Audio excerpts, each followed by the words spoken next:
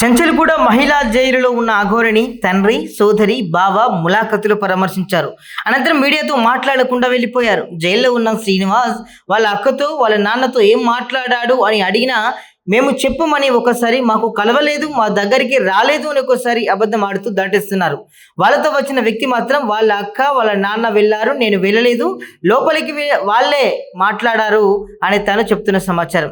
మీరు ఏమి అడగాలనుకున్నా, మీకే సమాచారం కావాలనుకున్నా మా బెల్లంపల్లికి రండి, అక్కడ మాట్లాడతాం, అక్కడ చూసుకుంటామని అఘోరి అక్క, నాన్న అంటున్నారు.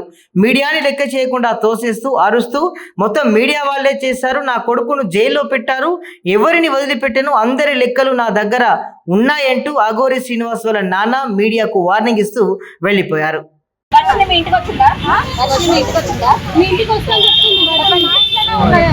కాదు మీ ఇంటికి తీసుకొచ్చాడంట కదా, మరి వర్షం నేను పెళ్లి చేశాడంట కదా, మరి తెలియకుండానే మీరు ఎందుకు వచ్చానని అమ్మాయి చెప్పిందా?